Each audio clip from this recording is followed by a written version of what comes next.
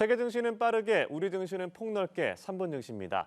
연합인포맥스 정윤교 기자와 함께합니다. 안녕하십니까? 안녕하십니까? 네, 먼저 지난주 금요일에 있었던 미국 증시 상황은 어떻게 됐나요? 네, 주말 사이 뉴욕 증시는 하락 마감했습니다. 예. 도널드 트럼프 대통령이 이달부터 캐나다와 멕시코, 중국에 관세를 부과한다는 입장을 재확인하면서 매도세가 급격하게 쏟아졌습니다.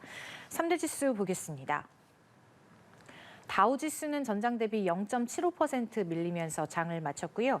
S&P 500 지수는 전장보다 0.5%, 나스닥 지수는 전거래일보다 0.28% 빠지면서 거래를 끝냈습니다. 뉴욕 증시는 장 초반만 하더라도 낙관적인 분위기였습니다. 이날 공개된 작년 12월 개인 소비 지출 물가지수 상승률은 2.6%로 시장 예상치에 부합했습니다.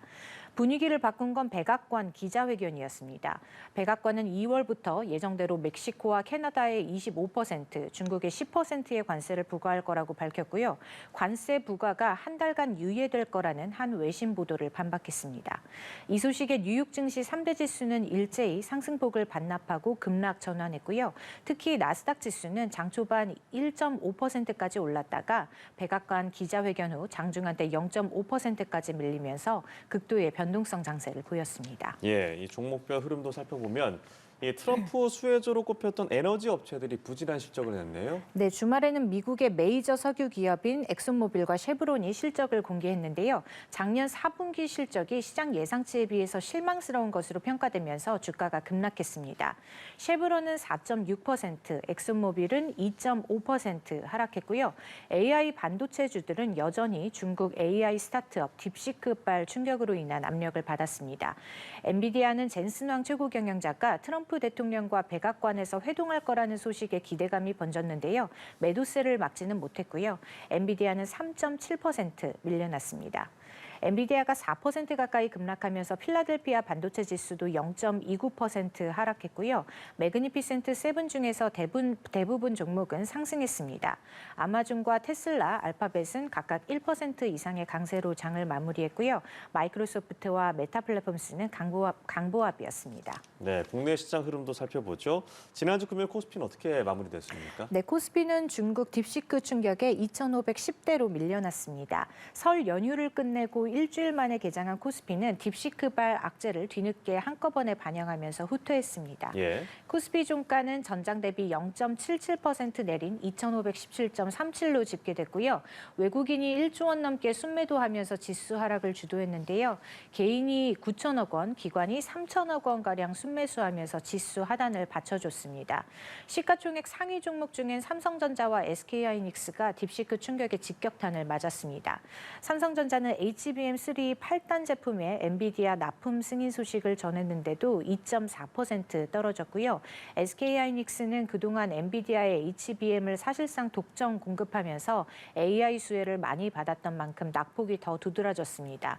SK하이닉스는 10%나 급락하면서 지난해 8월 5일 이후 최대 하락률을 기록했습니다. 네, 딥시크 충격이 국내 시장을 계속 뒤흔들고 있습니다.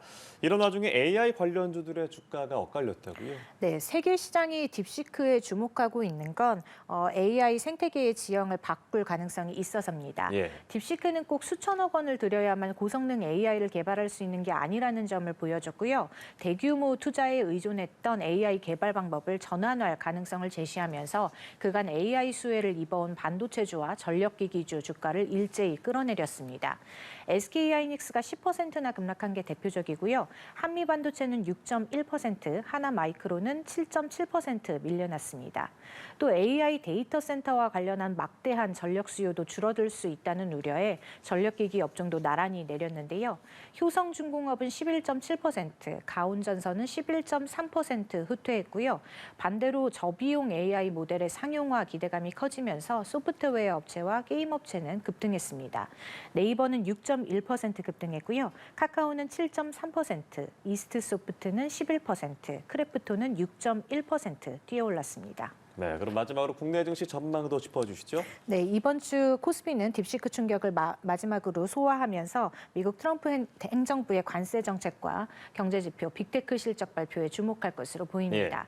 트럼프 대통령이 2월부터 캐나다와 멕시코, 중국에 관세를 부과하고 여기에 상대국들이 보복 관세 맞불을 놓으면서 관세와 관련한 경계감이 이번 주 시장을 휘감을 것으로 보이고요.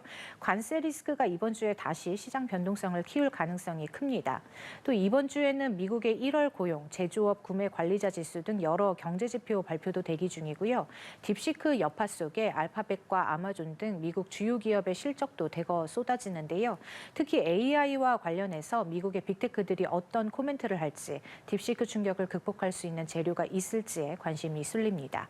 국내에선 LG화학과 네이버, 한미약품 등의 실적 발표가 예정돼 있습니다. 네, 알겠습니다. 오늘 말씀 여기까지 들어보죠. 3분 증시 연합인포맥스 정윤규 기자와 함께했습니다. 고맙습니다. 고맙습니다.